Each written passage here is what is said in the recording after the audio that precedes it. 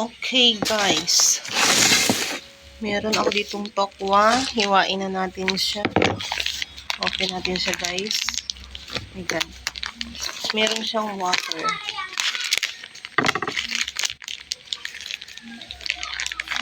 Di man. Nabuhos. Baka mabuhusan tayo. Kasi meron siyang water guys. Nagalin na natin siya dito. In-order ko to siya noong Friday. Sabi ko, itry ko yung tokwa. Siya ang kanyang sa Palawan Adventist. Buhos natin. Ito na siya guys. Lutuin natin siya.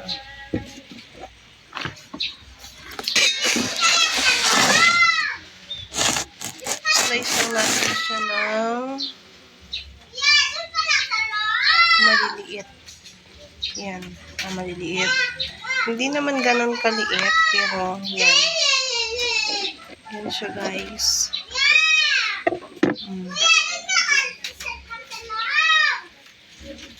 Yan siya kalapad. Tapos prituhin natin siya. No? Ganito kalaki. Try natin siyang lutuin. Wow.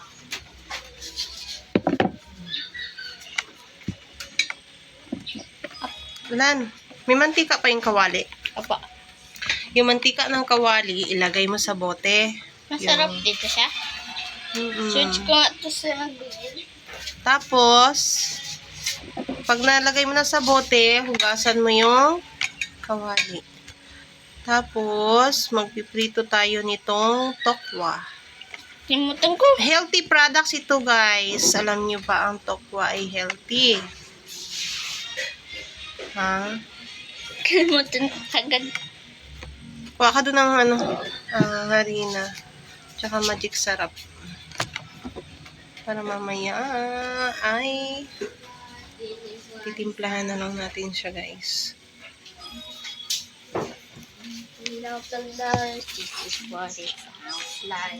Hugasan mo yung kawali ha. Ay yung laman ng kawali, lagay mo sa botilan ha. Nautusan ko na yan siya. Kaya lang minsan bungol yan siya. So guys. Nakalimutan ko na kung paano ginawa ni ate ito. Pero subukan natin ulit. Ano guys, tingnan nyo, ang dami niya meron dito sa plato. Diba?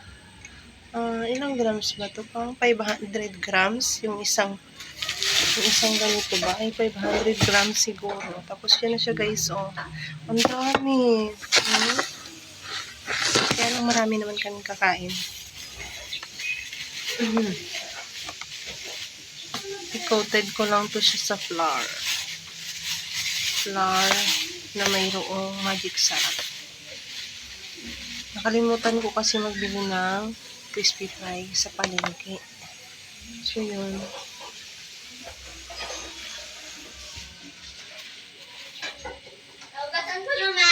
Lagay mo na sa kawali, sa hindi aming gasol. Tapos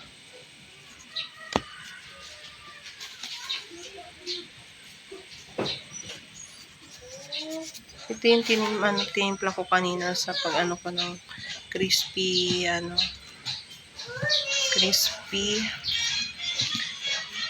papaya. So ngayon, tatry natin siya dito guys. No? Oh my God. Ingay naman ang truck na yun. Ayan siya. Diba? I-coat lang natin siya.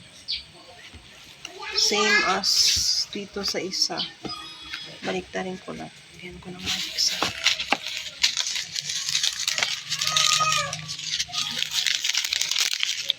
Tikman natin may ako ng lasa nito. So guys, hindi ito healthy kasi yung magic sarap na. So yun siya. Natutuwa lang ako. After ng ilang years, ngayon lang ulit ako kakain ng tokwa. Sabi ko nga kay Kevin, tokwa na lang yung aming karne. Yun guys. I'm done. I'm done. Mamaya ay pipirituhin ko na to siya. Okay na yung mantika, Lan? Ano na? Lan! Bungol, bungol. Bungol. Idalahin natin siya dito sa loob. At dito tayo magpipito ng ating tokwa. Open the lights, please.